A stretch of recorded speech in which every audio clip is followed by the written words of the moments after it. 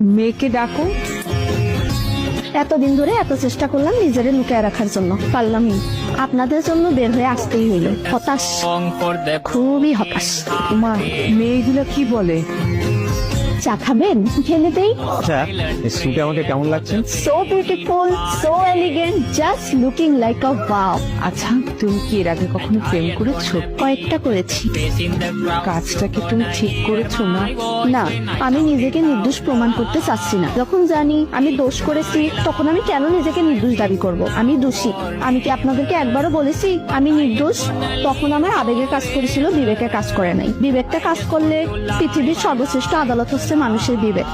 তখন যদি আমার বিবেকটাই কাজ করতো, তাহলে আমি এত বড় ফাঁকের মধ্যে জড়িয়ে যেতাম না। তুমি লেখাপড়া কি করেছো? জি, প্রাইভেট ইউনিভার্সিটিতে। ভাগ্যিস আমার বাবা মার অঢেল টাকা ছিল না, তাহলে আমাকেও অনেক টাকা দিয়ে প্রাইভেট ইউনিভার্সিটিতে পাঠাতো অশ্লীলতা শিখাতে। আচ্ছা মা, তুমি তো আমার ছেলেকে আগে দেখেছো, প্রথম দেখায় কেমন লেগেছে?